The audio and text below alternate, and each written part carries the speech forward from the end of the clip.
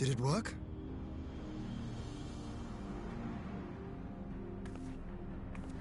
It did. Ether may flow freely to the burn once more.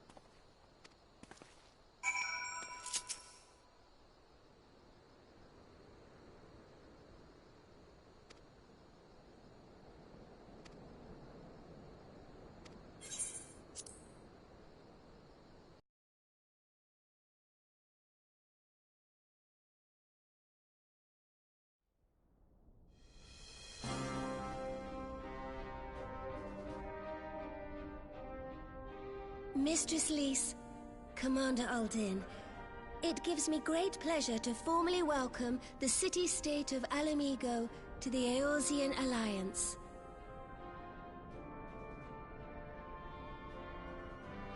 The pleasure is ours, Your Grace. I know I speak for all Alamegans when I say that we are glad of this chance to stand with our comrades of the Alliance. And we, for our part, are glad indeed to be able to welcome friends both old and new.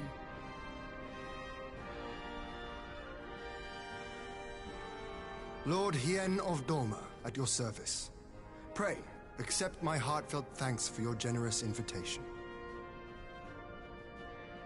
Nay, 'tis we who must thank you for journeying so far. And 'twould be remiss of me not to acknowledge the part the Scions of the Seventh Dawn have played in bringing all of us together. In times of great unrest, you and yours have been our constant companions, without whom we would not be here. With apologies to Lord Hien and Mistress Alisaie, it occurs to me that we have not gathered in this way since that fateful day in Uldar. The day I lost my arm and my freedom. As I lay in my cell, never did I dream that I would one day be given the chance to represent my homeland at this council. I would not even be alive had you not plucked me from the jaws of death. You, Yugiri, and Alphino. Would that the lad could be with us.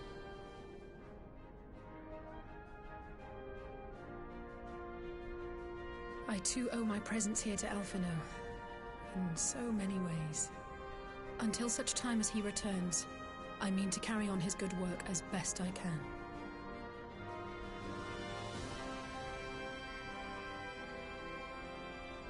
Come, friends. Let us leave the past in the past and turn our eyes to the future. My Lord Hien, pray, tell us how things stand in the East.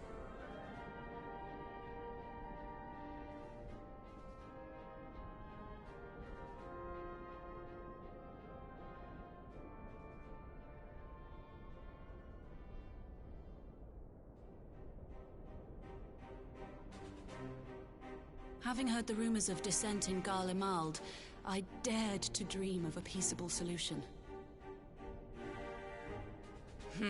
The Empire will not so easily change its ways. If the Garleans have a mind to take back Doma and Alamigo, we'll be hard-pressed to stop them, even with the might of 6 nations. But while we lack the strength to fight the tide, a course may yet present itself, if we read the winds aright. The winds suggest but one course to me. One which leads from the sea unto the river and thence to the source of all our woes. The Ascians. Indeed. All here have felt their blighted touch. It was the bringers of chaos who nurtured the Archbishop's tyrannical ambitions. They who bestowed upon him the secrets of summoning, as they have so many others before and since. And while they remain, we shall know no peace. Our objective is clear. The question is how to achieve it. That our enemy parades about in Xenos' skin poses problems in itself, but ere we get to them, how are we to infiltrate the Empire and get close enough to strike?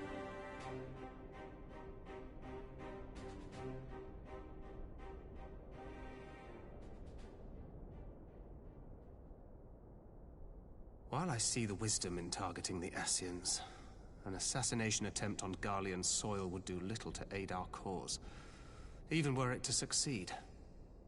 It's time we used our enemy's preferred tactic: subterfuge. You have an idea? Speak your mind, Master Thancred. None here know the enemy better than the Scions, and you mayhap best of all. Whatever it is you propose, we will give it fair hearing. On that you have my word. Very well, Admiral. My proposal is thus. We dispatch the shinobi to Imperial territory. There, they sow the rumor that the Crown Prince perished in the battle for Alamigo, and that the man parading around is in fact a corpse inhabited by a servant of darkness.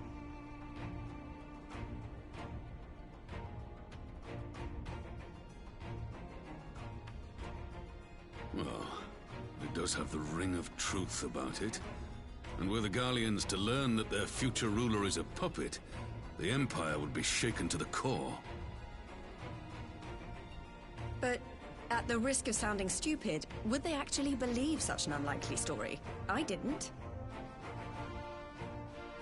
Ordinarily not. But prior to his miraculous recovery, rumors of Xenos' death had already begun to circulate around the Empire. Ultimately, however, what the masses believe is not our chief concern. Our true objective is to create an opening for rival factions within Garlemald to exploit. Just as a war of succession erupted in the wake of Emperor Solus's death. A war which raged until but recently, plunging the Imperial House into disarray as nephew and uncle grappled for the throne. It is no coincidence that one of Varus's first acts as Emperor was to name Xenos heir apparent, family feuds being so tiresome when armies are involved. Not all welcomed his choice of successor, however. There is no shortage of individuals who aspire to the throne, who would jump at any chance to seize power. The news that Xenos is not only dead, but a puppet to diabolical forces would be too enticing to ignore. The Empire would not be quick to recover from a second war of succession. I am no stranger to infiltrating Imperial territory. With a team of operatives gathered from among the Alliance's finest, the plan should have a reasonable chance of success. Doma already has shinobi in place throughout the provinces. We stand ready to act, and act we must. What say you all?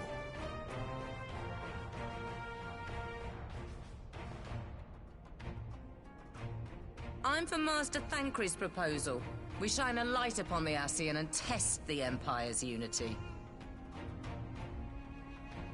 'Twas his plot that scuttled Doma's negotiations, was it not? Why then, if we can eliminate him, there may yet be a chance for peace. Let us wage this war of subterfuge, that we may one day lay down our arms. Gods know we never will while the Ascians remain.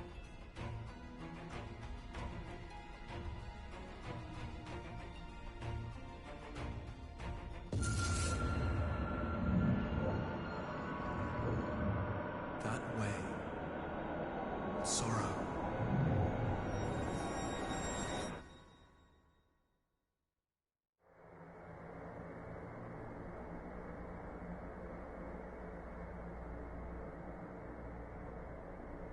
History must be changed.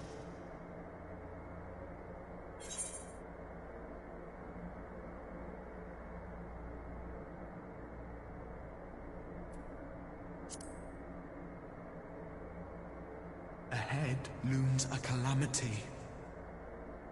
Ahead looms light, expunging all form and life. Twin dooms only you can forestall. Only you. What's the matter?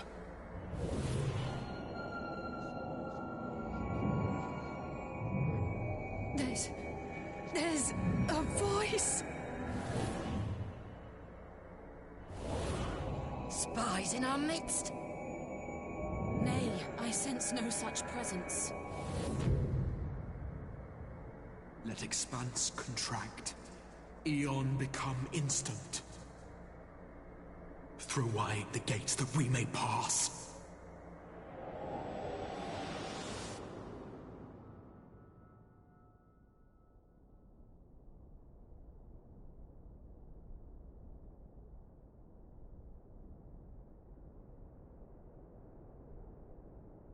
Is it over? Master Thancred!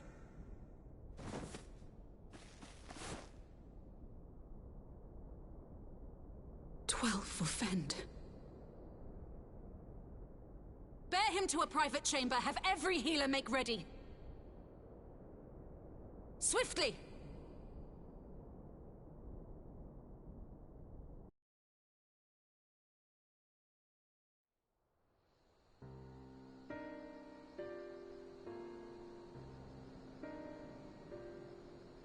Master Thancred remains in slumber. Though his vital signs appear stable, he's unresponsive. What could have done this? And why just him and not the others?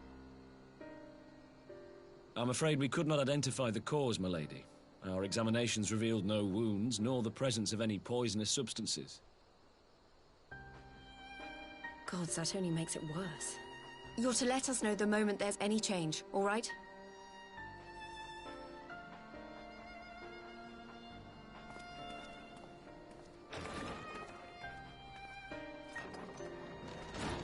Thank you for coming.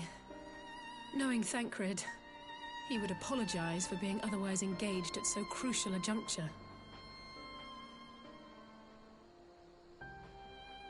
In gifting us a course of action, Thancred sowed the seed of all that is to follow. We have but to nurture it as best we can.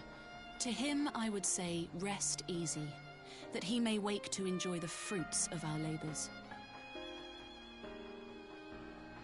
Now, the matter of the mysterious voice must not be forgotten. Will you tell me exactly what happened? Alizé and I heard a voice in the moments before Thancred collapsed.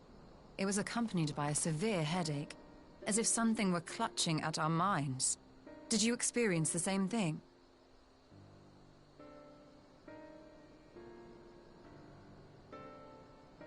So, in between the voice and the pain, you felt as if you were somewhere else entirely?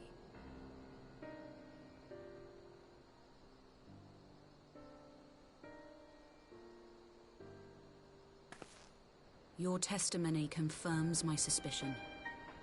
That which you experienced was, I believe, your soul being plucked from your flesh. Called.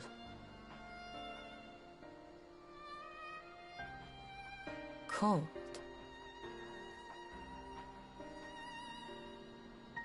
I myself examined Thancred. Reach out as I may, I could not sense in him the spark of life that is his soul.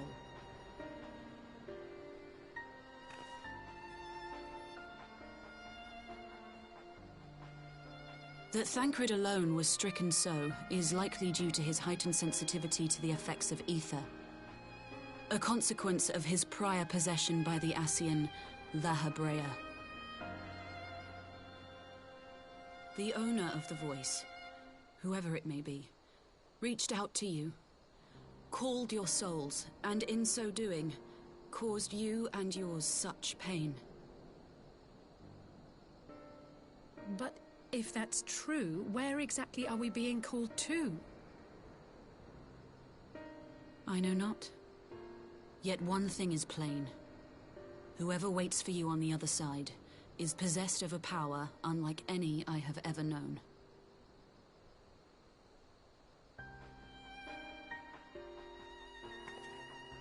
Forgive us, Lys, but may we leave Thancred in your care for a time? As if you had to ask. I may not be a scion anymore, but I'm no less a friend. Don't worry. I'll see to it that Thancred's well looked after. Just focus on solving this mystery, all right? Thank you, Lys. As the Elder Seedseer says, 'tis no ordinary individual we are dealing with. Nor can we discount the possibility of Ascian involvement. Whoever or whatever is behind this, the sooner we find out, the better.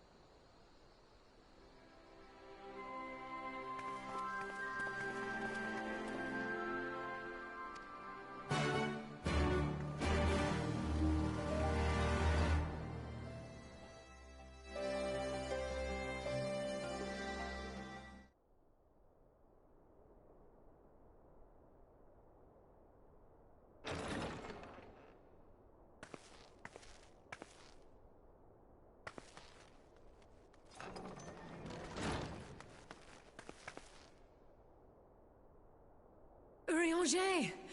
Gods, it's good to see you. Would that our meeting were under happier circumstances. I judged the voice sufficient cause for concern even before you sent word of its effect on our comrade.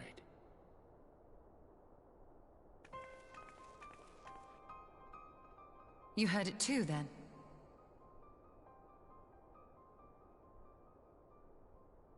Aye. And all but certainly at the selfsame instant. Alas, pained as I was, I could make little sense of what few words did then reach mine ears.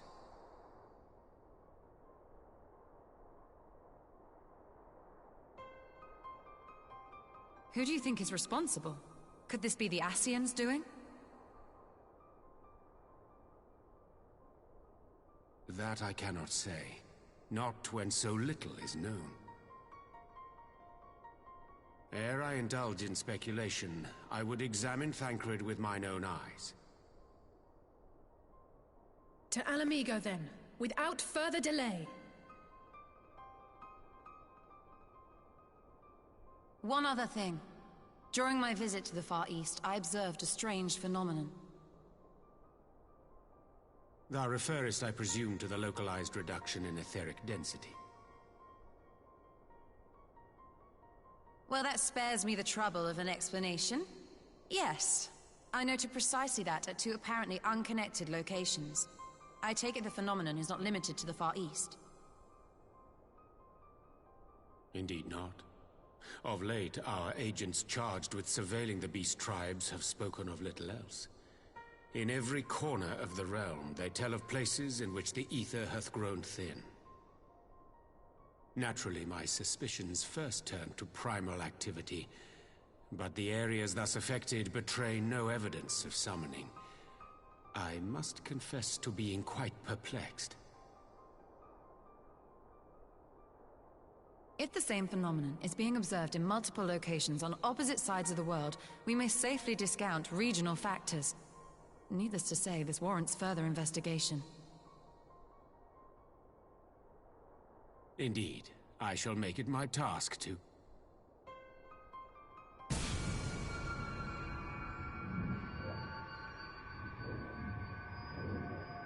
The voice. It calleth to me once more.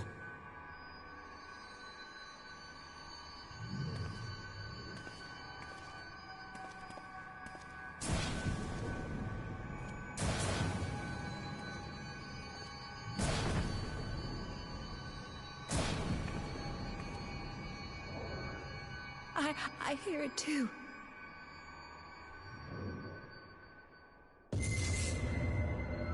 Only you.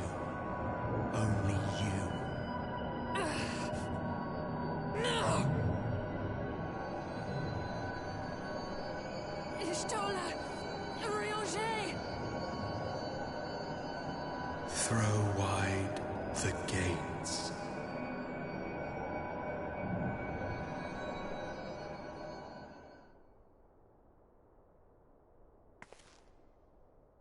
No! No, this can't be happening!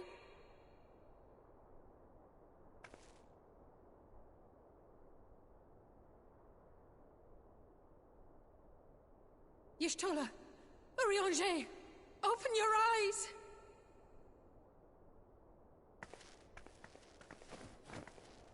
Open your eyes, I beg you! Say something! Anything! Not again. Please, not again.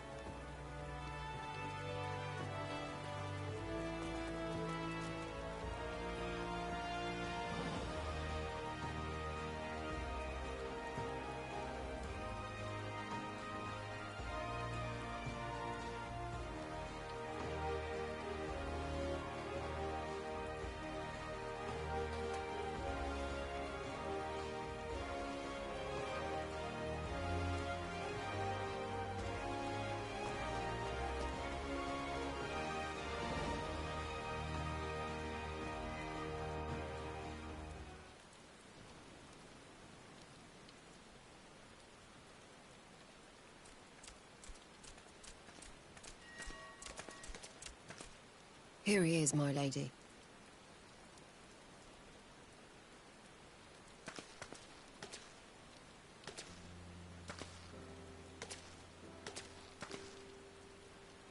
Gabu, it's been too long.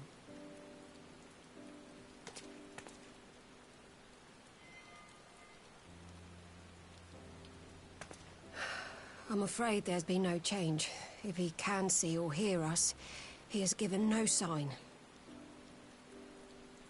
I see. You're still fighting.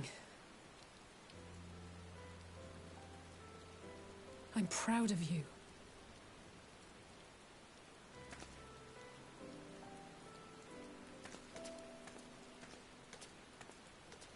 We promised that we would come and visit you together, didn't we? Alphino and I. I'm sorry that we haven't managed that yet.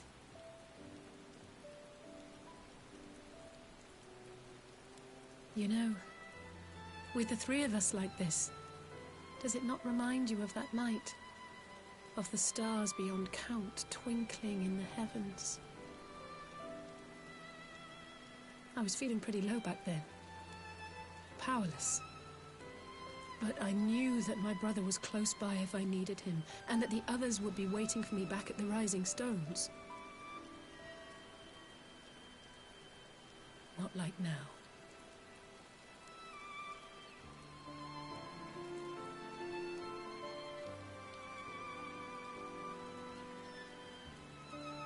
I've seen my share of trouble since coming to Eorzea.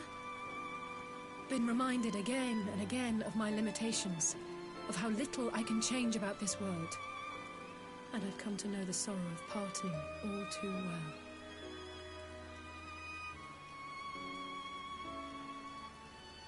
But to have the people I hold dear struck down before my eyes, and be powerless to help them, that I cannot bear.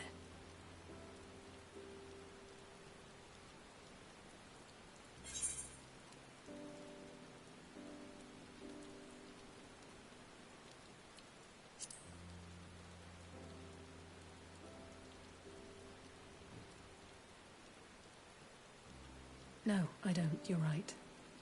It's pure arrogance to imagine I can solve everything by myself. You'd think I'd have learned that by now. Thank you. I don't know what I'd do without you.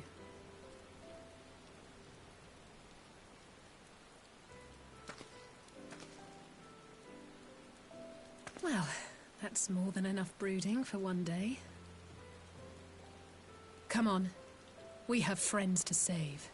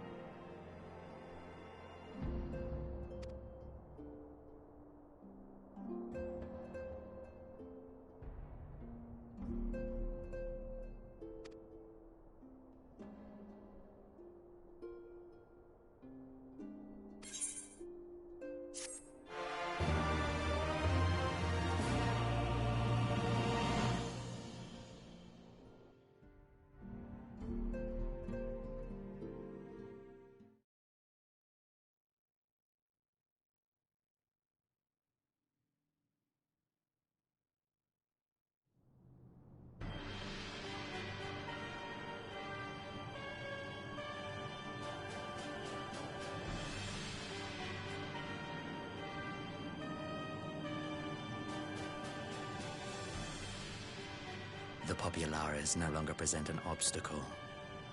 Now is the time to bring the Empire's might to bear. A word from your Radiance is all it takes. But one word, and the Imperial army will fall upon Alamigo as a pack of bloodthirsty wolves and tear that feeble nation apart.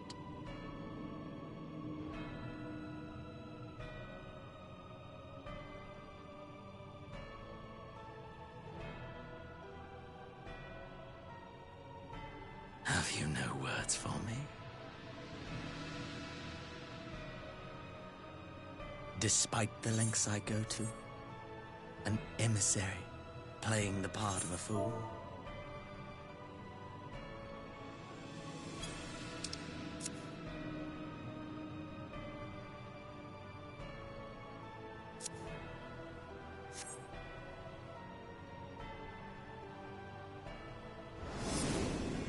When first I took this face, I swore to use all of my knowledge, all of my power, to further the cause of the Empire. My deeds stand testament to my commitment. And with this adamant flesh at my disposal, I could destroy the Icon Slayer as easily as one might swat a fly. Why do you hesitate?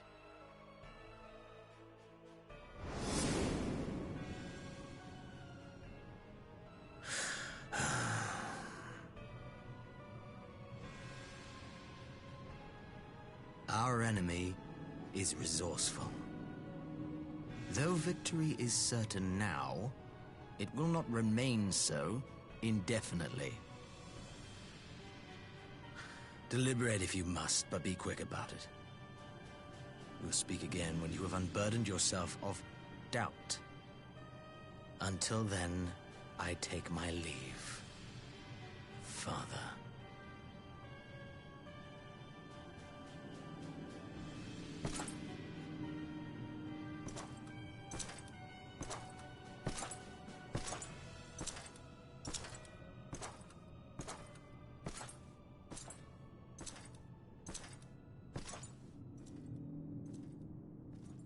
I should be the one to sigh.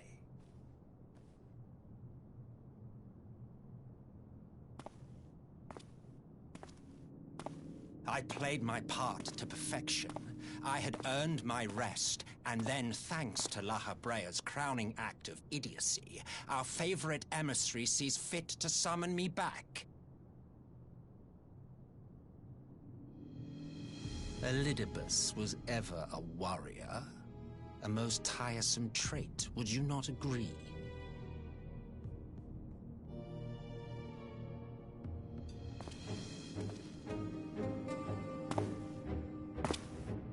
What? Have you no words for me either? No matter. I've long grown weary of this mummery. Now, my dearest grandson, let me remind you of your place in the simplest of terms.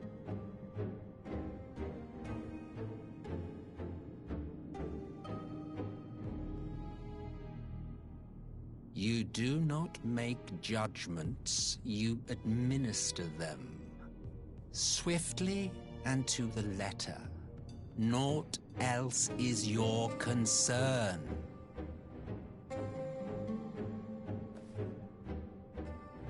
Elidibus may be an insufferable bore, but he is no fool.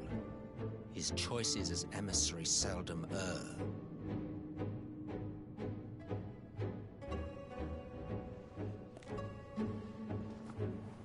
If aught threatens the balance twixt light and dark, it falls to you to remove it.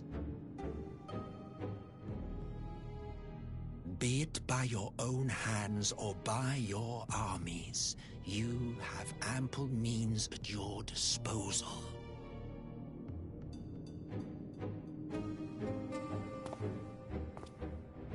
That is why this empire exists, why I built it. Oh dear, have I touched a nerve? You always were an easy one to read. I pity you, I do. As they say, ignorance is bliss. And I know how much happier you would be not knowing the things you know.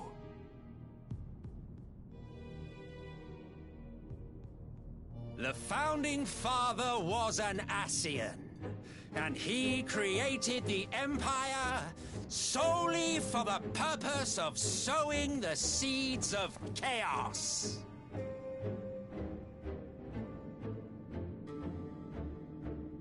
Don't take it personally. I merely do my duty.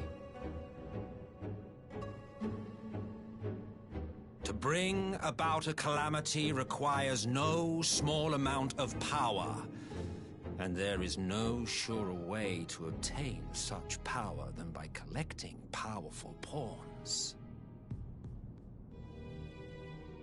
To that end, I have labored long and hard, and I must say I am quite pleased with my handiwork, paltry though it seems in comparison to Alag.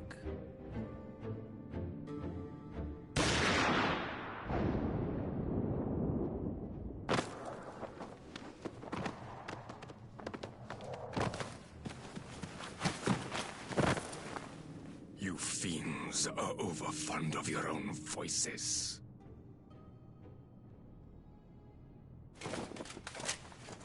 Mark me, Ascian. Man is the master of his own destiny.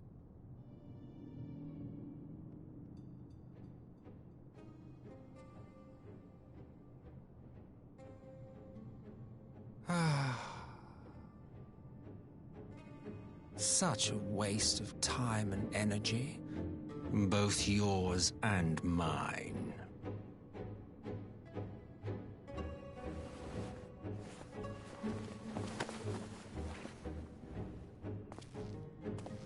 Lest you forget you are Emperor now. If you wish to spout drivel about man's destiny, save it for the masses. It will serve to give them a sense of purpose, and you pliant pieces for the game.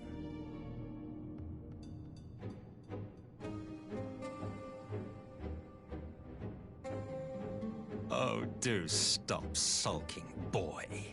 You, of all people, should understand. Ours is a struggle to restore both mankind and the world to their rightful state. Viewed thus, our goals are one and the same.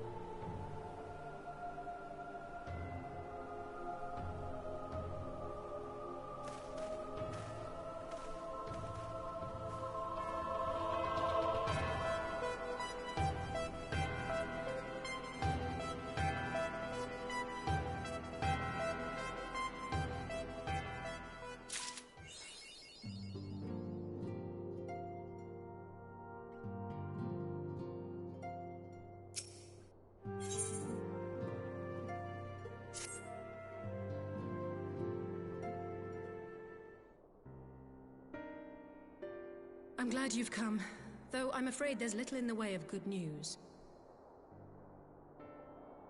After you left, we reached out to both the Alchemists Guild and Stillglade Fane and attempted all manner of treatments. But the results were always the same. Whatever the answer is, it's not alchemy or conjuring. Why did it have to be Y'shtola and Urianger and not me?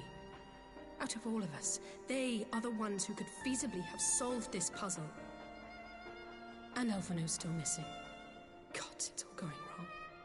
Where do we even start? A grave situation indeed. Might I be of some assistance?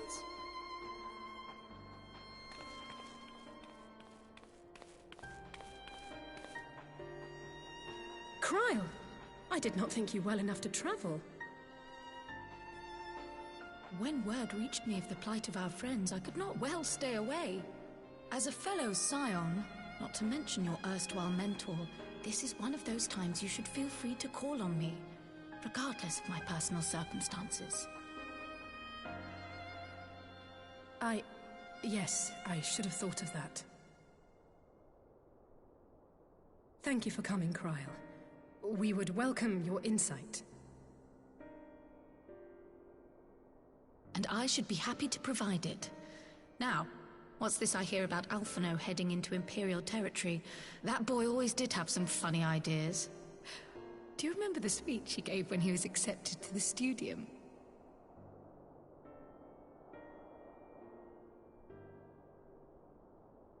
My life's goal is naught less than the salvation of this star.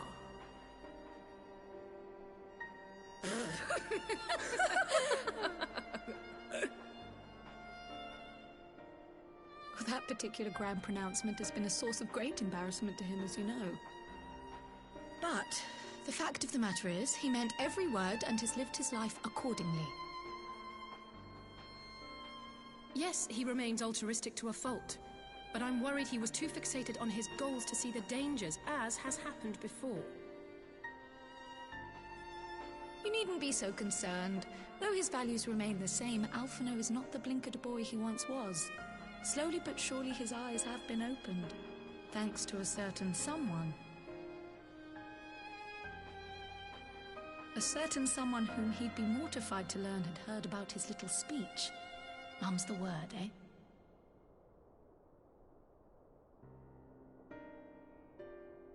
Right, I'd better have a look at our patients. They're in the infirmary, I assume. I'll need absolute quiet, so it would be best if I did this alone. If you'll excuse me.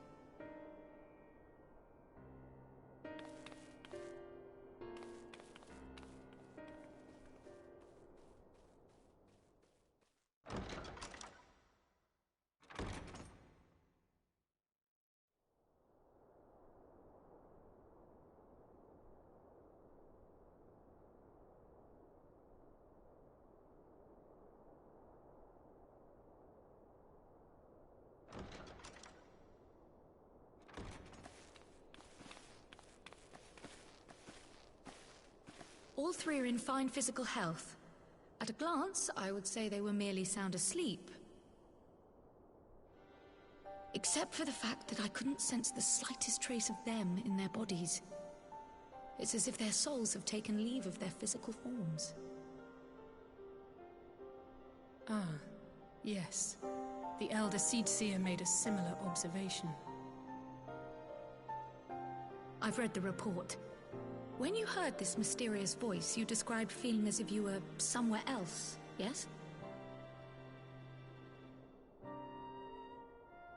If we assume the ether which comprises your essence is being drawn to some other place,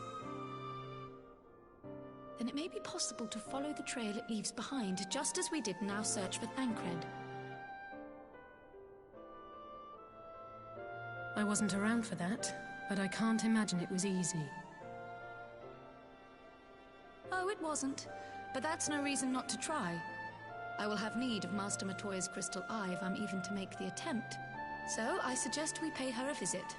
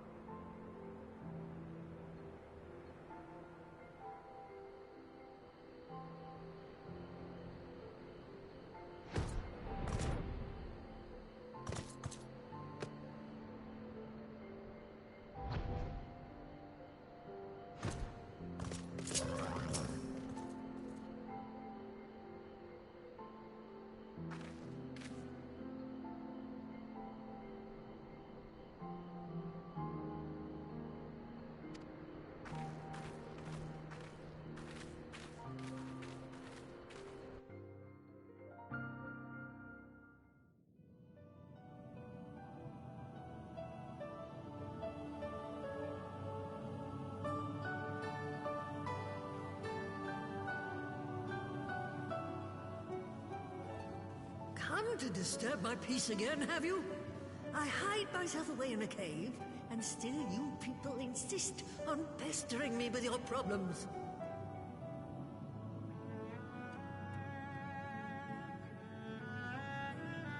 Oh, I mistook you for young what's-his-name, but I see now you're the sister. Weren't you supposed to be the lively one? I've seen happier faces at a rain-sodden burial. Well, I'm sorry to dash your expectations, but the situation isn't exactly conducive to gaiety. Ha! That's more like it. Stoller used to spit and hiss like a wildcat too. Better for a young thing like you to be filled with fire and leave the doom and gloom to your elders. Now, what exactly does this tragic situation of yours have to do with me? If I may, Master Matoya, we have need of your crystal eye once more.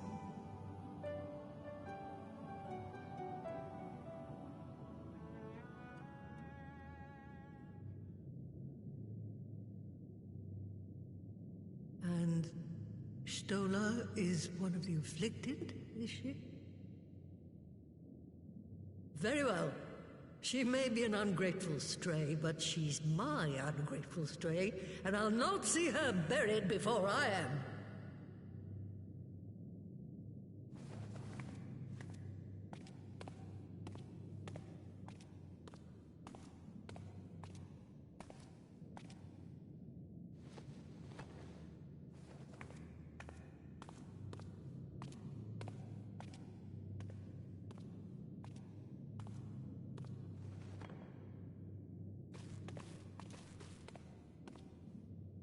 Right. Let us see what we can see. I'll begin from where our friends first fell, and cast my senses out from there.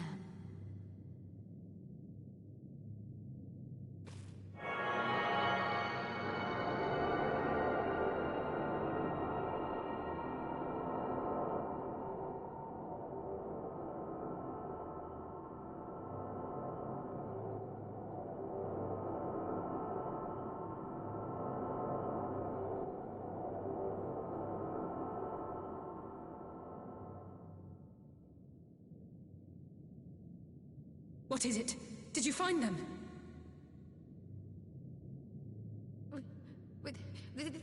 This doesn't make sense. How is it even possible? How is what possible? Kryl, what did you see? The threads, they just ended. And no, I didn't lose track of them. I followed them as far as they went. It's as if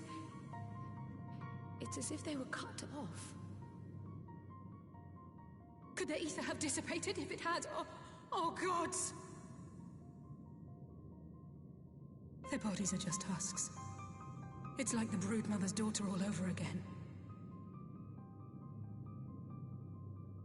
No, this is different. The Kalyana girl was already dead, body and soul, when Lakshmi effected her resurrection.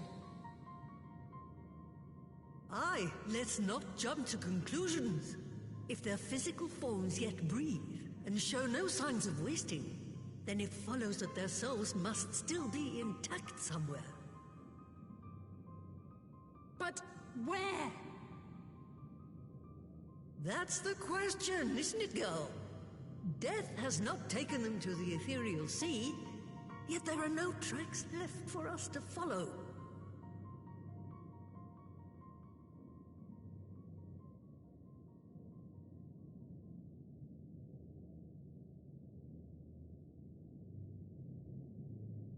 We're no closer to an answer than when we started.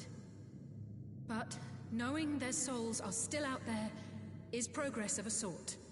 We just have to keep looking. Pray, excuse me a moment. Yes? I remember, but... What, to Alamigo? We're on our way.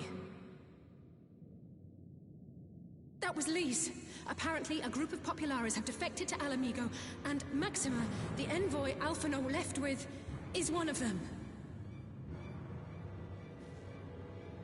I'm sorry. I realize we've barely begun here, but... Go, child, go! You've made up your mind, and life's too short for dithering. I'll do some digging in the meantime and see if there isn't some other method we could use to continue the search. Let's be off then.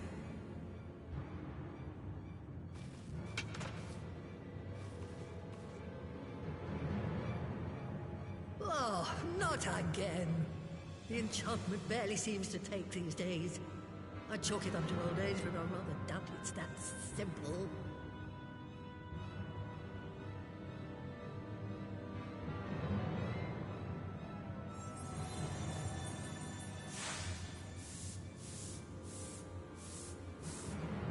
Before they took ill, Y'shtola and Urianger were sharing notes on a thinning of the ether. It seems to be happening all over. Does it now? And here I was, all set to blame my woes on that creaking mountain of refuse clogging up the Thaliac. I fear something has gone awry. Still, there's naught to be gained from starting at shadows. You can only do what can be done, and that but one thing at a time.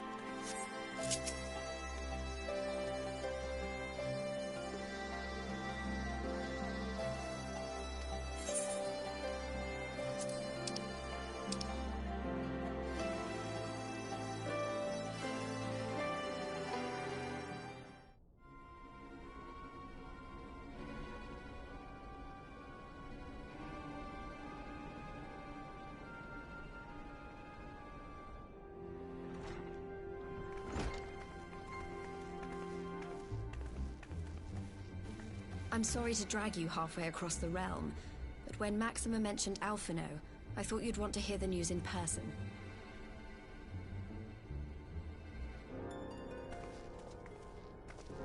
Ah, we meet again. Though I was hoping our reunion would be under more auspicious circumstances. What happened to my brother? Where is Alphino? Never fear, my lady. Your brother was in fine health when I took my leave of him, and I have no reason to assume that has changed. You assume? If you will allow me, I shall endeavor to explain events. Our troubles began not long after we departed Doma. While crossing the burn, we were fired upon by the Emperor's personal guard and forced to make an emergency landing. As we stumbled from the wreckage, our attackers fell upon us again, and we would have perished there and then were it not for the intercession of a third party, a band of mercenaries whose leader claimed to pursue a vendetta against the Ascians. This shadow hunter, as he styled himself, then escorted us out of the wastes to relative safety. Upon arriving back in civilization, I gathered my Populares colleagues and prepared to flee the Empire. Master Alphino, however, declined the invitation to join us, preferring to continue his investigation into the Ascian threat.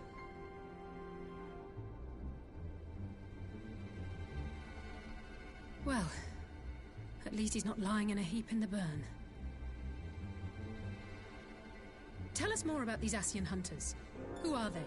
And is Alphino still with them? He is.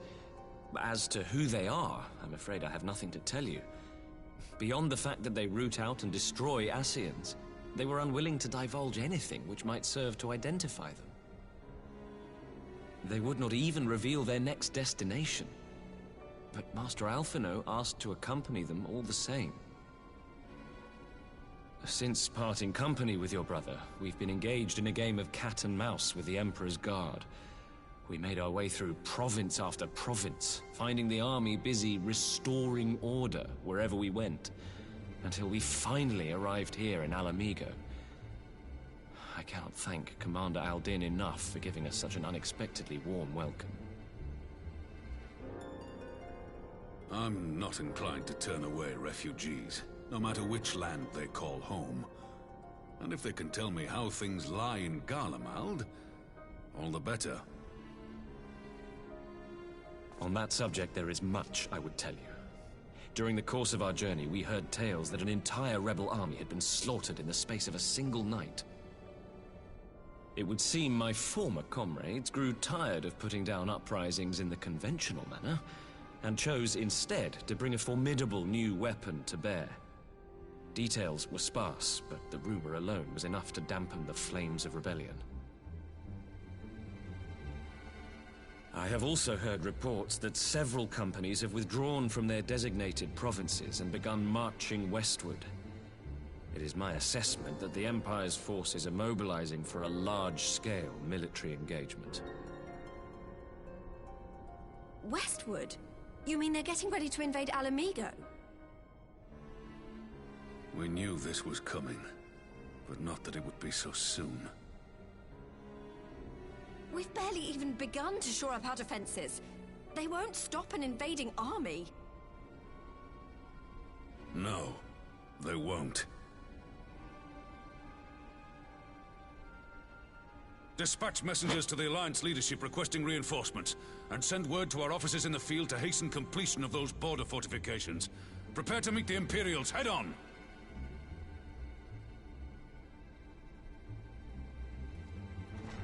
No matter how quickly we act, we still want for time. When the enemy comes into view, our best recourse will be to open negotiations with their commander, and see that the ensuing proceedings take as long as possible. Would you and Alize head to Doma and let Lord Hien know about this? I'm sure he'll want to hear about Alphino too. Consider it done. We'll send word when...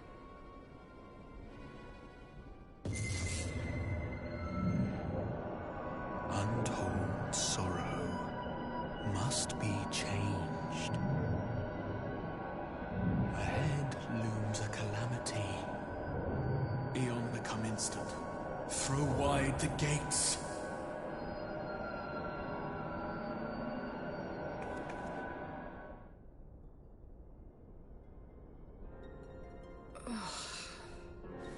You heard it too.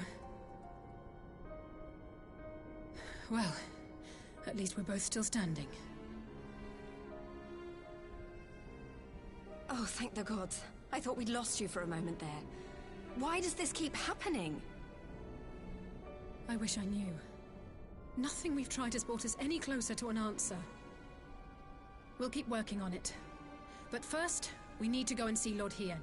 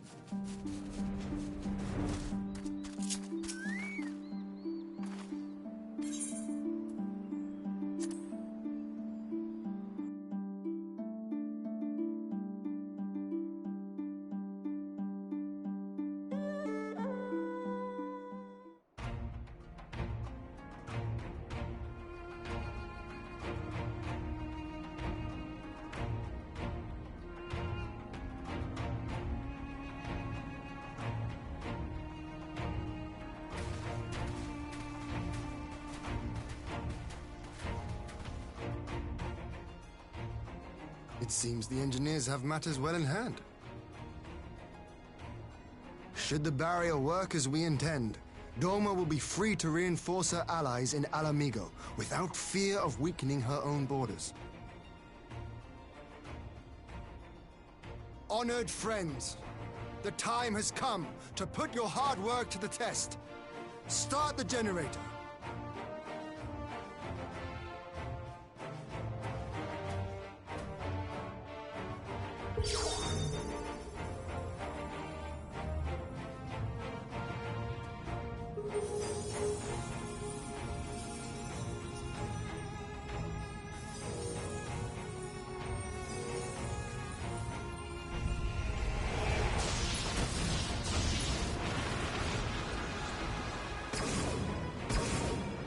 Node 1 is operational. Nodes 2 to 8 are reporting similar energy levels. The barrier is forming.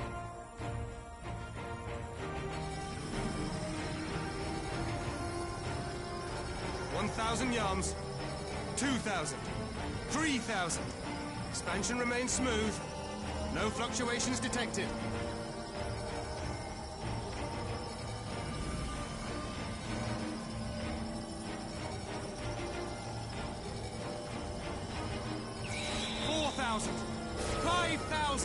Target altitude reached. The barrier is holding steady at 5,000 yards. We've done it!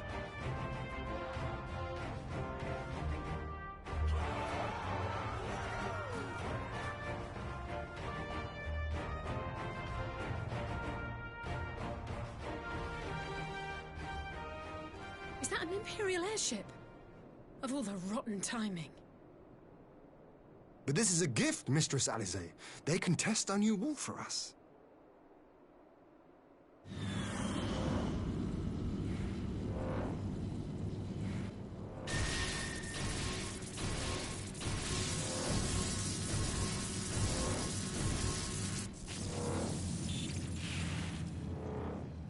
Seems solid enough, though I was hoping for a fireball.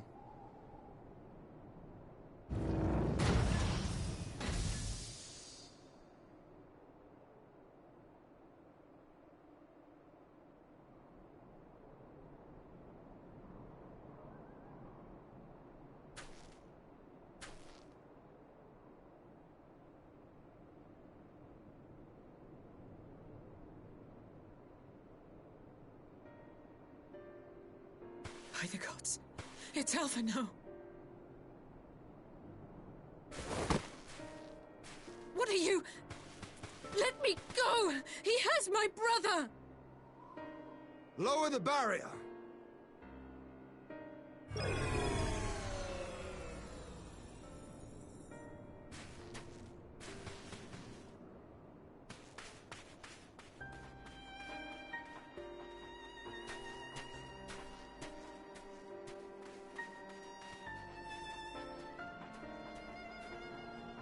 Be at ease, girl.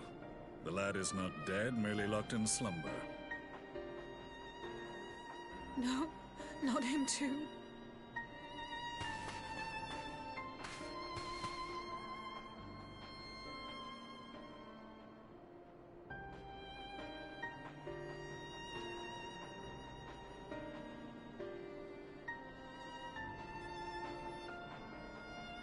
We could identify no cause and found no remedy.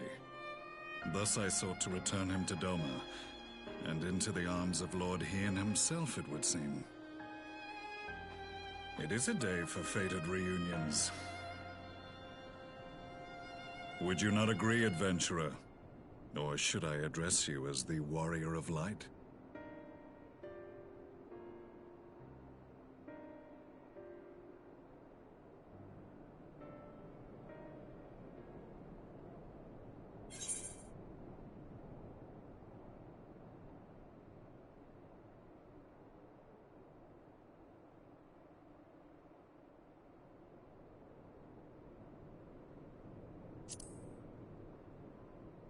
Aye. Gaius van Baelsar, the Black Wolf. That was the title I was given. One I have long since relinquished.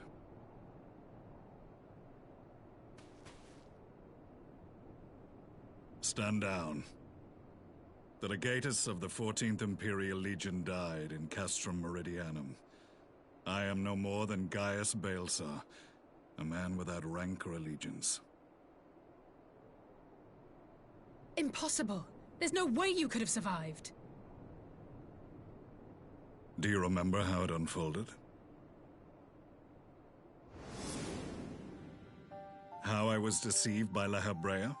How I was convinced that reviving the Ultima weapon would allow me to bring peace to Eorzea? The Ascian used me, as he used so many others, all to further the restoration of his wretched god. Yet even with the might of Alec at my command, you bested me. And as the Praetorium went up in flames, I was content to burn along with it. For a moment at least. A moment of folly. To surrender my life thus would have been to betray all who died for my cause. It was for them that I dragged myself free of the rubble, and swore vengeance on the Ascians.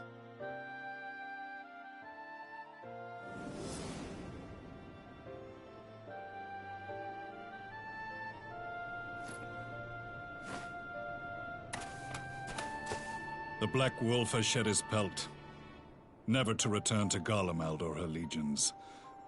I live now only to exact revenge.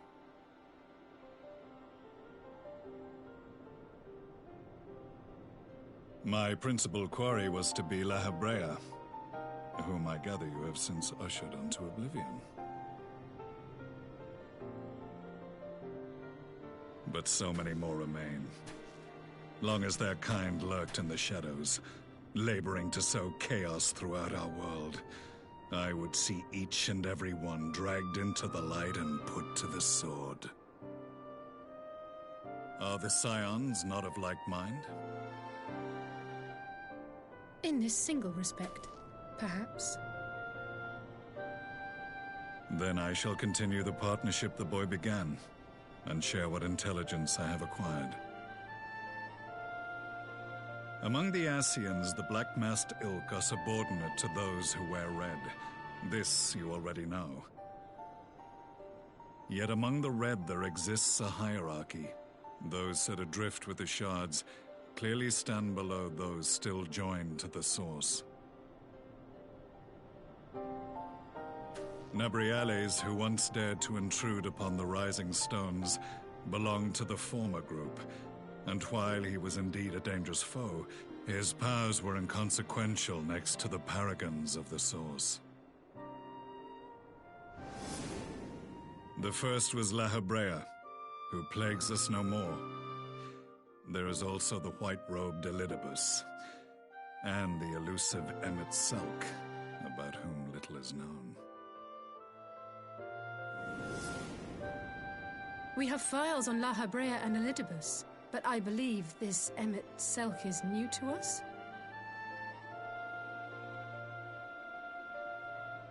As I assume my brother told you, we have evidence to suggest that an Ascian now walks in the body of the Crown Prince. Have you identified this interloper? Elidibus seems the most likely culprit. As emissary, it is his role to maintain the equilibrium between darkness and light. Your many deeds in Hydaelyn's name have upset the balance, and I believe he seeks to restore it by throwing his considerable power behind the Empire. As a leader of the Ascians, he is one of our primary targets. It was on the trail of this very prey that the boy and I came across the scene of a failed uprising. In the absence of a single Garlean casualty, we inspected the bodies of the rebels, and the lack of any external injury drew my immediate attention. They had been slain by Black Rose, an alchemical invention of the Imperial Army. When I yet served as legatus, I ordered its production halted, and all stockpiles destroyed. Toxic gas is not a tool of conquest, but of extermination. Toxic gas? This must be the new weapon Maxima warned us about. Something deadly enough to sweep away all resistance in a matter of hours. Gods, You don't think they're planning to use this in Alamigo, do you? Put your fears to rest. We infiltrated the production facility and destroyed all existing stores of the chemical along with the plant itself. Even should they rebuild the operation, they will not soon manufacture another batch.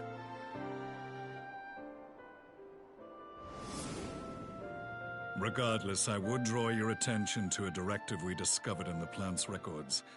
The document was marked with a recent date and authorized with the signature of one Zeno Galvus.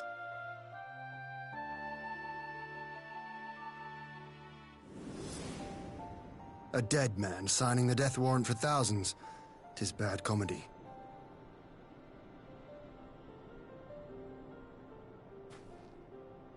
But the tale does not end there. Within that same facility was a chamber filled with devices of elegant design. Cloning technology, we realized. And what should we find in each and every incubator? But a young Emperor Solus.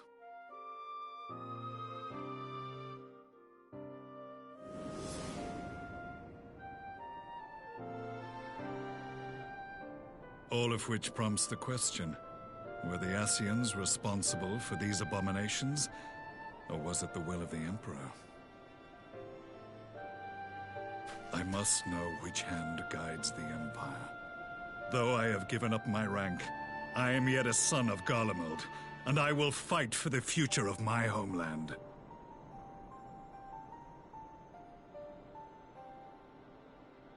It is time I return to the hunting of shadows. We should focus on our common foe. To reopen old quarrels now would serve no purpose.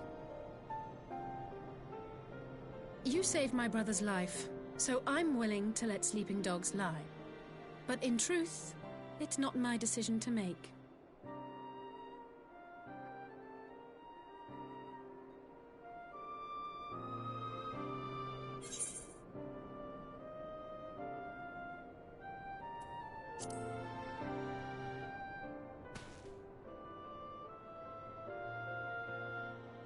There was a time when I scorned those who placed their faith in false gods, even as I, in my blinkered conviction, place mine in Ascian promises. Unlike yours, my strength of will and my restraint was found wanting. We shall meet again, warrior of light.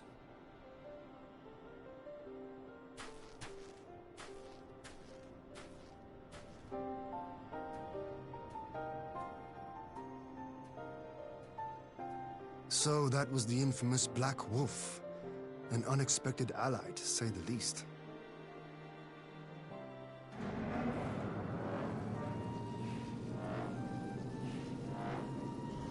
Well, I am content to leave the fine-tuning of the barrier to cleverer minds. Let us bid our friends from the Ironworks farewell, and see what can be done for Alphino back in Dorma.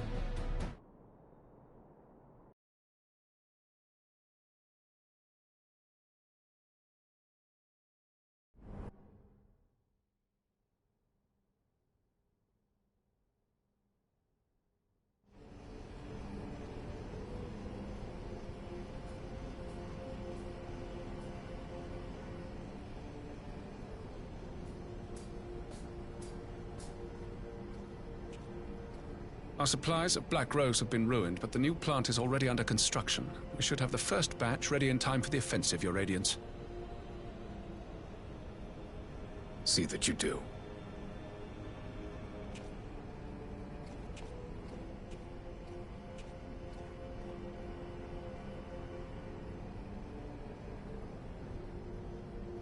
Ah, yes, the infamous Black Rose. If I recall correctly, Gaius did not much care for the invention.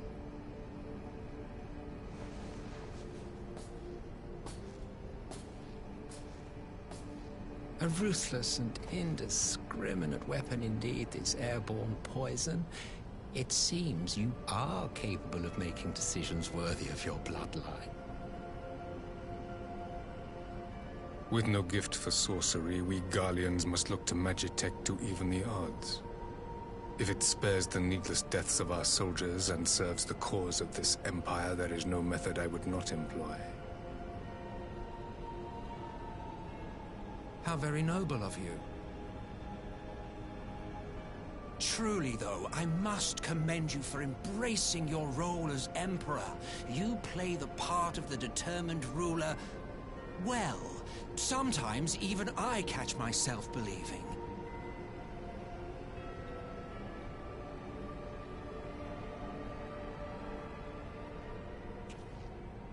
A silent agent of death. Now that I think on it, Black Rose may well possess the perfect aspect. Slowly but surely, the deluge of light has worked upon the ether here in the source, and the gas should be most susceptible to its influence. Well, I shall leave you to your own devices. Go forth and bloody the land with your grand and glorious war.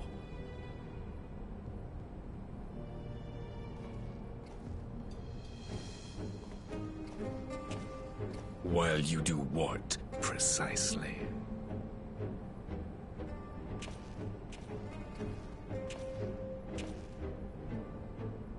Need you ask? I will be doing what all Ascians do. I am well aware that your kind exists only to usher in the next calamity. But you seem oblivious to the harm your singular agenda causes to the Empire.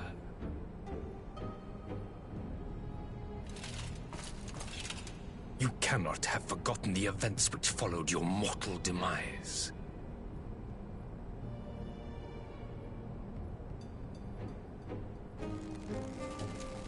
Our homeland was plunged into civil war for your failure to name a successor. The edifice you so carefully constructed was but a hair's breadth from collapse.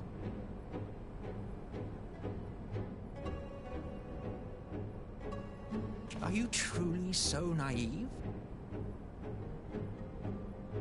You thought me oblivious to the consequences of a departure so painstakingly timed? It was by design? Well, of course it was. Though I will admit the resulting panic exceeded even my wildest expectations.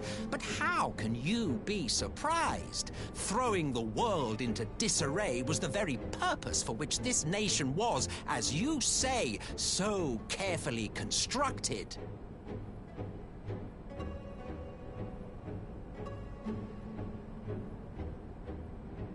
Now, if you have no further questions, I must be on my way.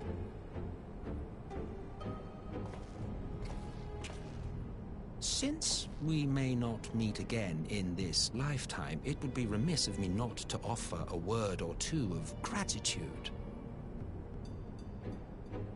I really must thank you for this surplus of vessels. I can mold any host into my own image, but having bodies tailor-made for me in this fashion is so much less tiresome.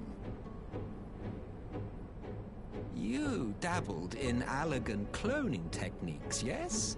It certainly is a compelling, not to mention entertaining, field of research. And of all the options available, you chose the Founding Father on whom to experiment. You have a twisted streak to you, Varus, like grandsire, like grandson, hey?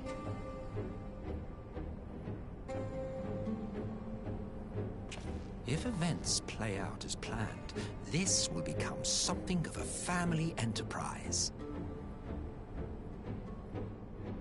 You will be the capstone of this world, I the anchor and shard, and together we will give the lie to this star's fraudulent existence.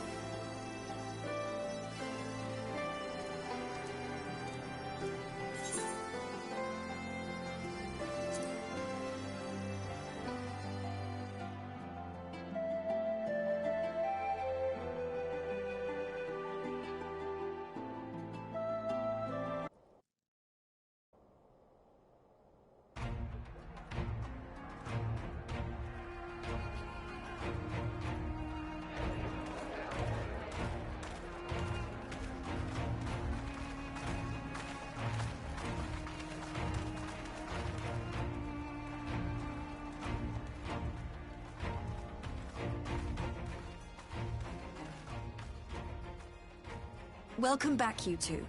Greetings, Lord Hien. Glad you could join us. Glad to be here. I would have come sooner, while our own defense is not in question, but I am pleased to report that our soldiers are assembling for deployment to Alamigo as we speak. We're grateful for your support. Thanks to the efforts of our allies, it won't be long before we've established defensive positions on this front as well.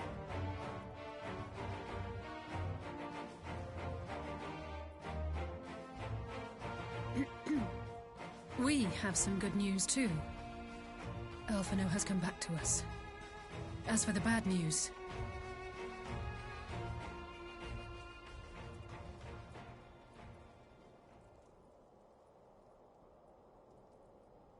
So, Alphino won't wake up, Gaius van Baelsar is alive and hunting Ascians, and the Empire is planning to poison us all with toxic gas. Does that sound about right? Ordinarily, any one of those things would have left me in shock. But the way things have been lately, it's all starting to seem pretty normal. Getting back to your report, are we sure this Black Rose is the weapon Maxima was talking about?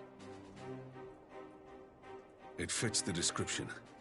And it seems we have Alphino to thank for sparing us an early demonstration of its effectiveness.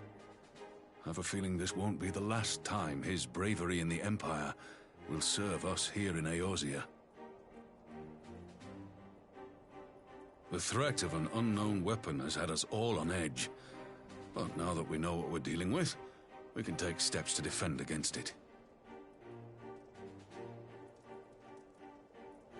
As for Gaius, I'm not sure what to think. Am I happy he's alive? Not in the slightest. Am I happy he's hunting Ascians? Aye, I'd have to say I am. Oh, speaking of Garleans you didn't expect to see, we have a tale of our own, as it happens. When we sent envoys to the Imperial Army to request talks, they returned with the message that Varys Zos Galvus would be attending.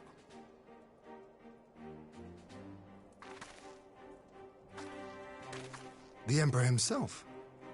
Well, Varys did sanction the Popularis peace mission. But knowing that an Ascian walks in his son's skin, I do not see how we can trust him or anyone from that nest of vipers. The Alliance would proceed with negotiations regardless, if only to give ourselves more time to prepare. We do, however, require your cooperation. Right. Yes. So, as a condition for the talks to go forward, the Empire has requested that a member of the Scions be present. There'll be a representative from each Alliance nation, of course, but I'm afraid we have to ask that you come along too.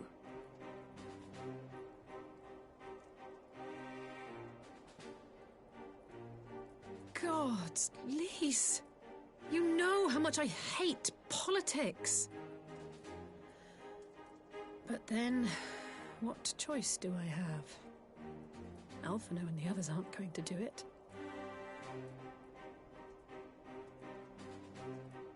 Very well. I shall attend as the Scion's representative.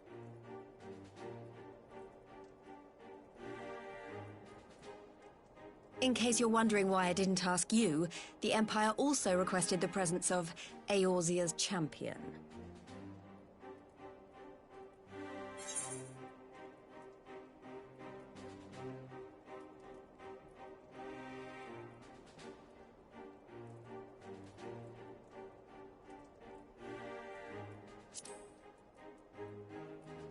That's settled then.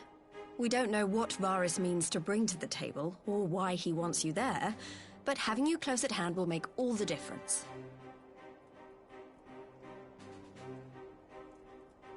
The meeting will take place on the border.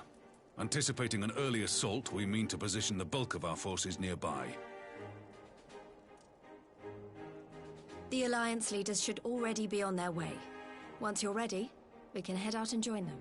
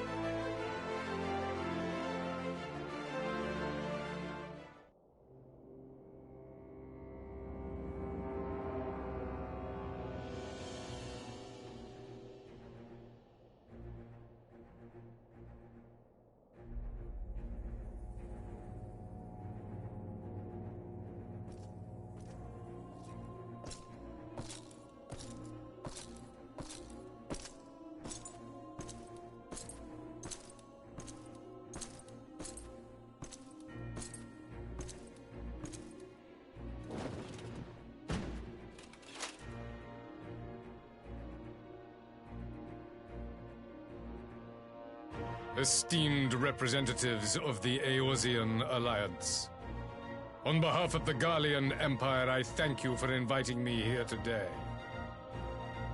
As this parley was convened at your request, I invite you to speak first. Very well, Your Radiance. I, Nanimo Ulnamo, 17th in the line of Ul, should be pleased to oblige you. As recent events in Alamigo and Doma have made plain, the subjugation and exploitation of neighboring nations is not a sustainable policy. Should this day end in war, you may very well defeat us, but you will never extinguish the people's desire for freedom.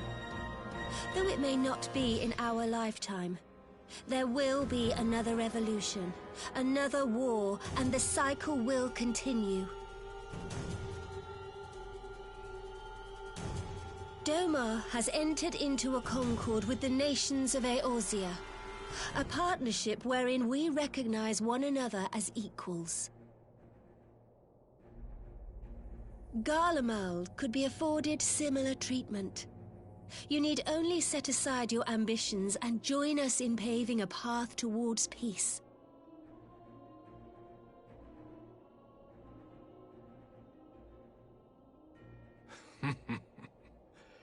You will not win me over with sophistry, Your Grace. As you know only too well, this alliance lacks the strength to keep the peace within its own borders. Even now, your struggles with the Beastmen continue unabated.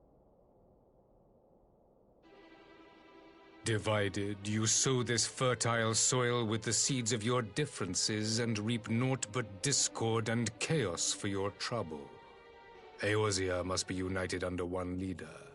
One purpose. I would offer you both and bring an end to your strife.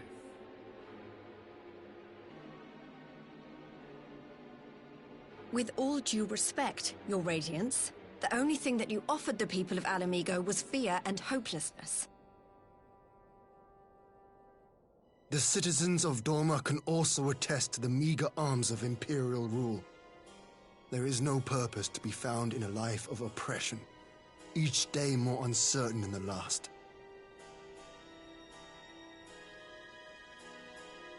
Our people are willing to die for their freedom. A great many already have, and countless more will, if we don't put an end to this madness here and now.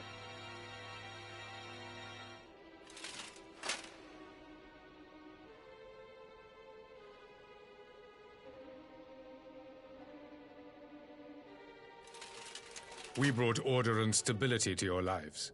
This madness and bloodshed is of your own making. You broke the peace, not Garlemald. Peace. Order.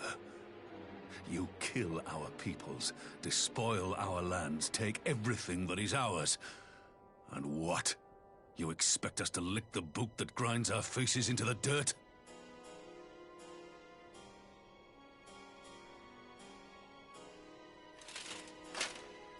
I expect you to weigh the costs. To recognize that countless lives have been lost on both sides in pursuit of a greater good, and to not squander all we have achieved in a fit of petulance.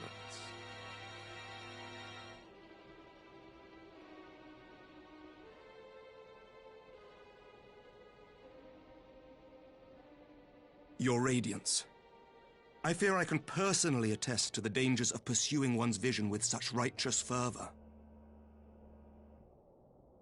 For 1,000 years, the Holy See of Ishgard waged war with dragons.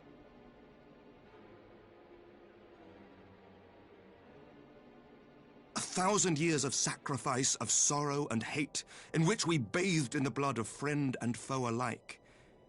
Had it gone on any longer, we may well have drowned.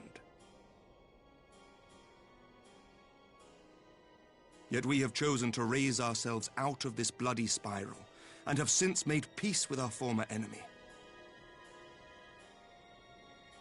So I understand. No doubt the dragons were more receptive to your overtures in the wake of their leader's demise.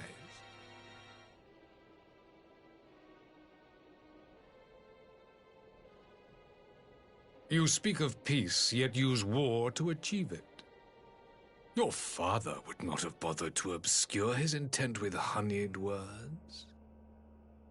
He understood that strength is all that matters in the end.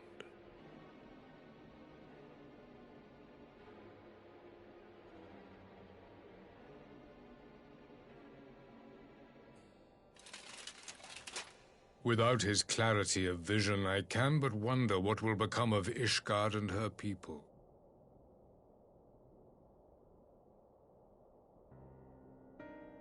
There was a time when Garlemald too lacked a leader of conviction. Weak and unable to wield magic, we were at the mercy of the strong from whom we sought refuge in the bitter cold of the north. Were it not for the discovery of ceruleum and the subsequent development of Magitech, we might never have gained the power to take back that which was rightfully ours.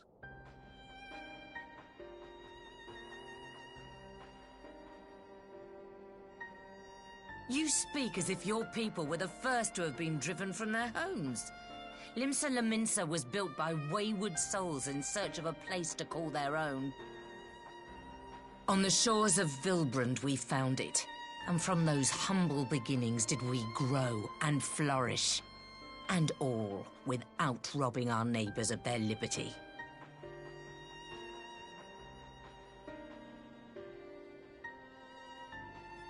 So saith the pirate. Am I to believe that you simply asked the kobolds to yield up their lands and that they were happy to oblige you? That you did not drive them out like rats in the hold of one of the many ships seized by your privateers?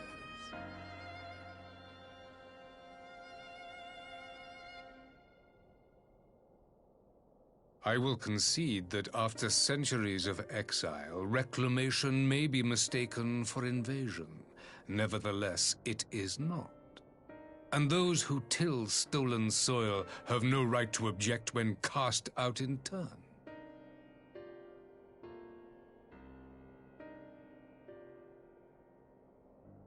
Your uncompromising nature rivals that of the Ixal. They too lament circumstances which they themselves perpetuate. Were they but to embrace peace, we would welcome them with open arms. Indeed, some few have done just that, and now receive of the 12's Wood's bounty. Would that your people might learn from their example.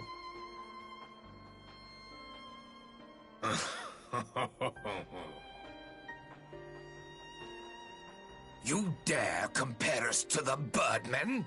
You who thought to invoke the 12 and threaten all of creation?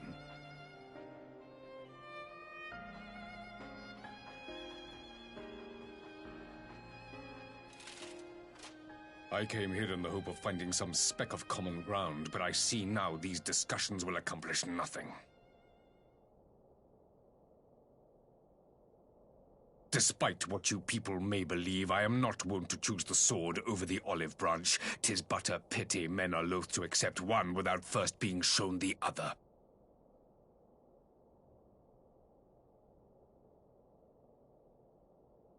Wait! I beg you. This meeting was supposed to be a chance to find a way forward together, not to bemoan the missteps which brought us here.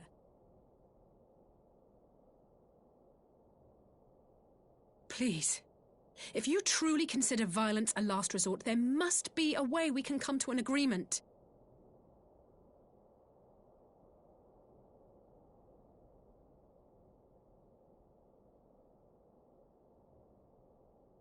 As Mistress Alisaie says, we did not come here to bicker over the past, but to discuss how we might strive towards a brighter future.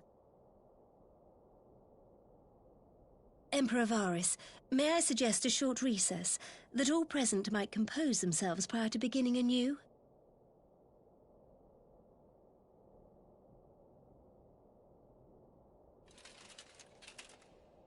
Very well. I pray this intermission will suffice to move these talks in a more constructive direction.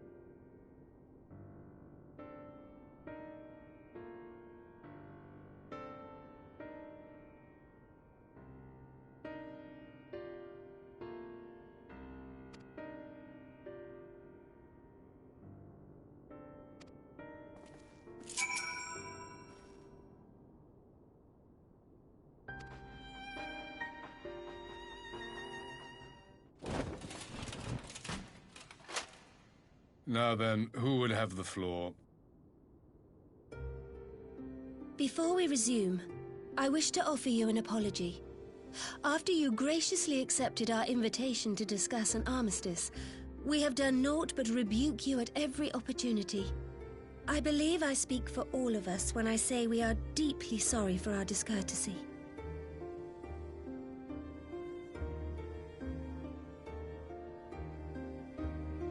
I'll admit your familiarity with our affairs surprised me, and served to remind me how little I know of yours. I think all here can understand the desire to reclaim one's homeland. But why expand further? That is my question. If I may, the answer can be found in the Imperial doctrine they took great pains to impart to my people. Recognizing the threat Icons posed the world, Solus Zos Galvus decreed that they were to be eradicated. To this end, he began a campaign to unite all lands under the Garlean banner. Or so we were taught. Yet the Emperor only reached the burn, the Barrens said to have been laid waste by Icons, after conquering all the lands that lay between. What is more, I am quite certain the practice of summoning was not nearly so widespread in the days before the Empire's founding. When you put it like that, it all starts to sound like an excuse, doesn't it? But to distract from what? Why are you really waging this war?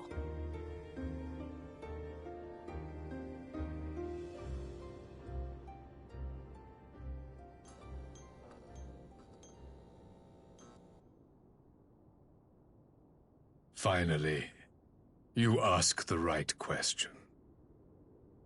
I can but hope you heed mine answer and at last accept the righteousness of our cause.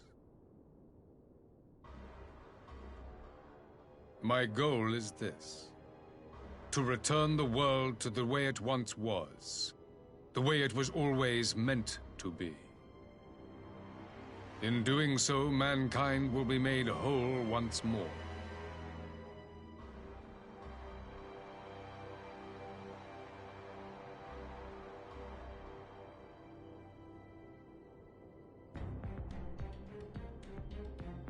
No longer will we suffer from the dissension born of our differences.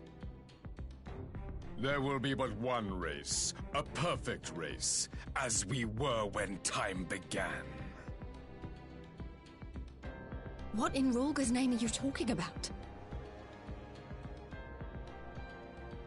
I am talking about the origins of the star, of the source and its 13 reflections.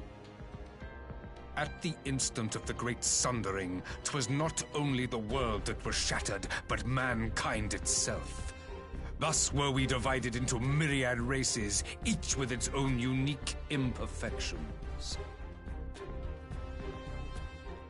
That is why man looks upon his neighbor and feels fear and hatred, why he wages war, why he kills his brother.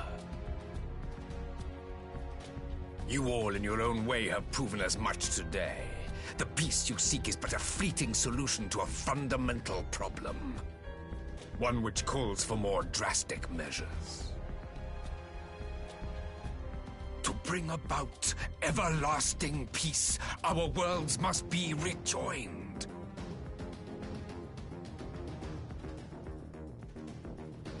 That is the goal the Empire would see realized. The glorious future unto which we shall one day shepherd mankind.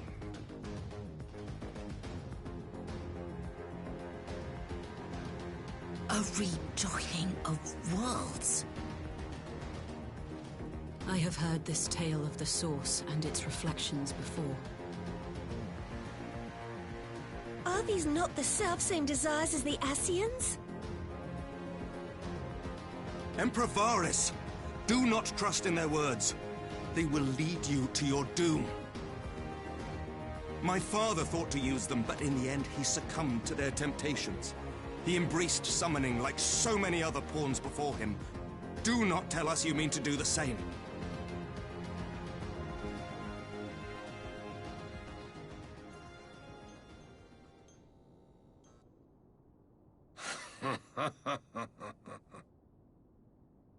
To be a pawn, free from the burden of choice, would be a blessing.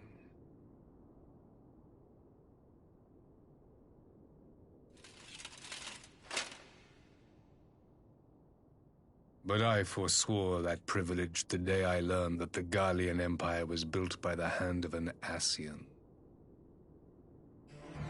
What?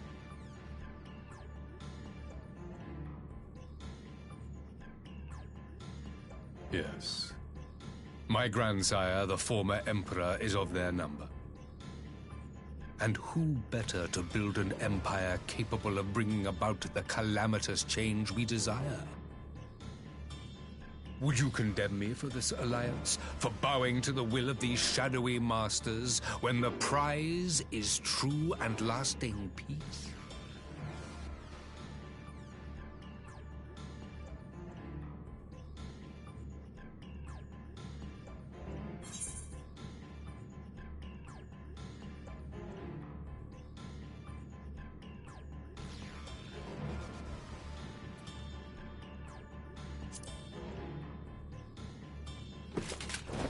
I come not to conquer, but to liberate. To free man from the prison of divergence. Imagine a world united. One perfect race beneath a single standard. An army before whose might these servants of darkness and light would fly as leaves in a storm, never again to meddle in man's affairs. We would be the masters of our own fate. I bid you join me, not as subjects of Garlemald, but of a new nation. And together we shall win freedom for ourselves and generations yet unborn. You want to trigger another half-dozen calamities? You can't be serious!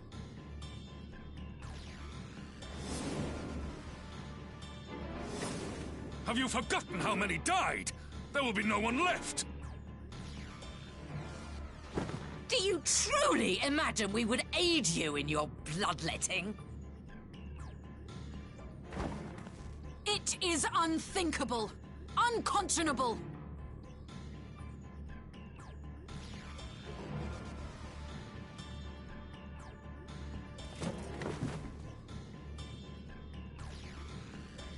And what is the alternative?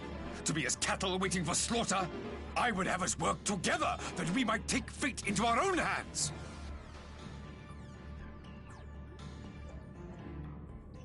Into your hands, perhaps.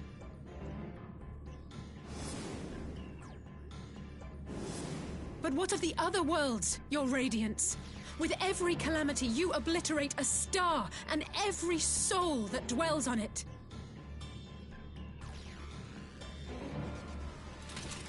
To the Ascians, we are all but tiny, momentary specks within an indifferent universe. We cannot hope to oppose them until we have been made whole once more.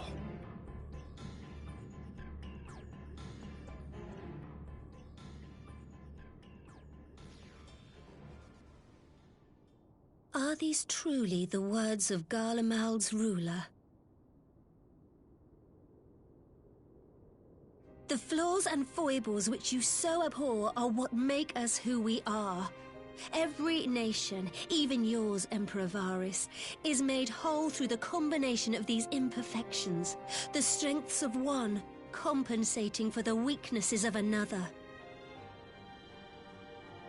While it is true that man succumbs all too often to anger and avarice, he may yet overcome his baser instincts through the forming of bonds with others, fostering community and cooperation.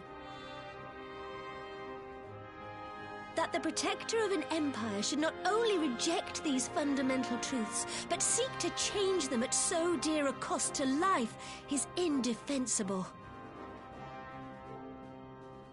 Such a man is not fit to govern.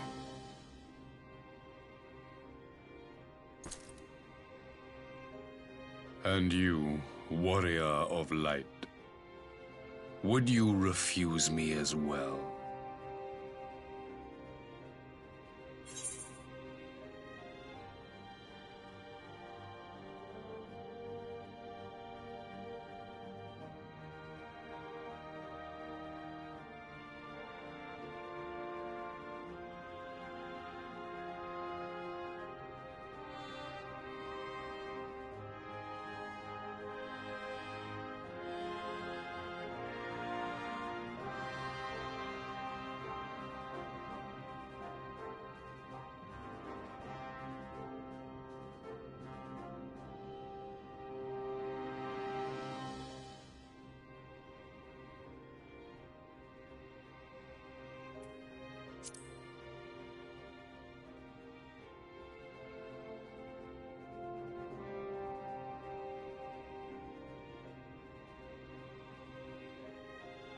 It would seem the Alliance is of one mind on this matter.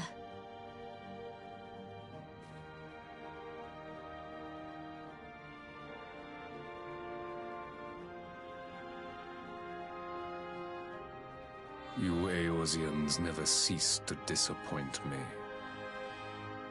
Though I suppose I have only myself to blame for expecting more from savages.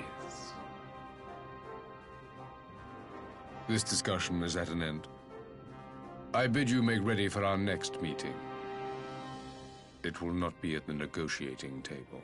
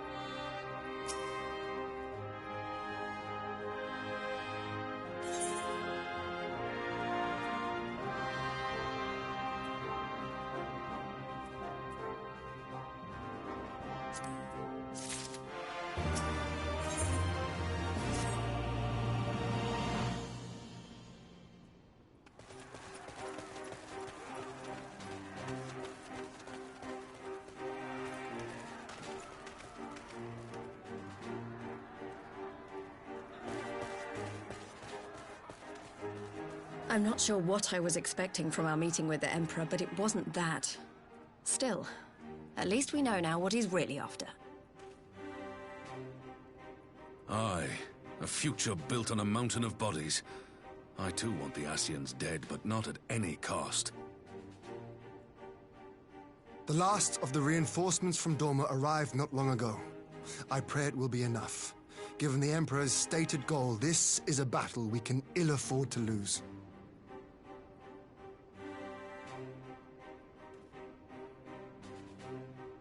If the Garleans come in force, we may not have much say in the matter, even with our combined strength. We knew from the first that the odds would be against us. But if there is even the slightest chance of victory, we must do everything in our power to seize it.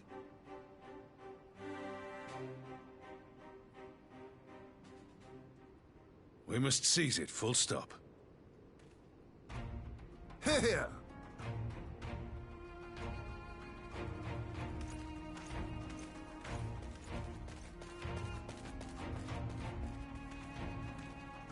The two of you are to join an irregular unit and support the main host. I won't bother asking if you're minded to fight. After coming this far, how could I not? And for once, there's no one around to countermand me. Not that they would. Not even my brother. But we all know who really make the difference. Ready to frighten some Garleans?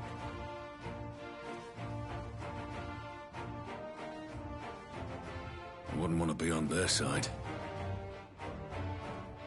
Might I ask you to accompany the Dorman contingent? They are strangers here, and your presence would do much to raise their spirits.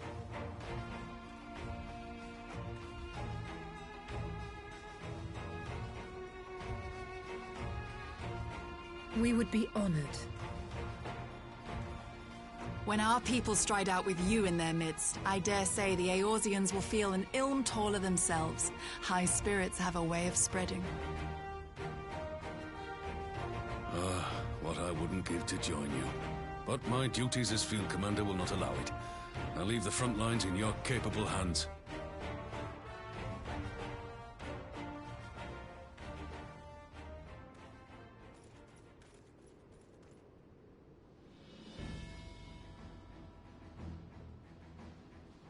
Comrades, ready your arms. The hour of battle has come. May the crystal guide us to victory!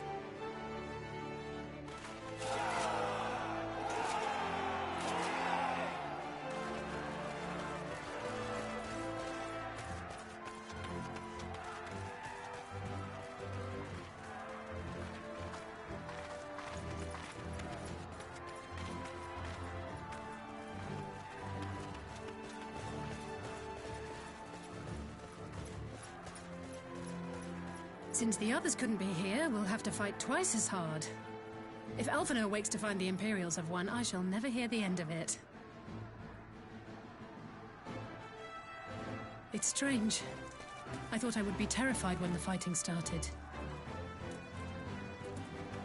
I should be terrified. But with you at our side, I can't help feeling everything is going to be all right.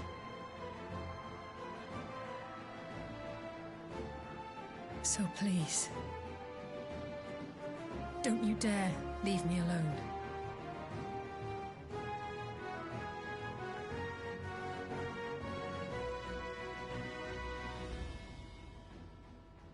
No matter what happens, we have to survive together.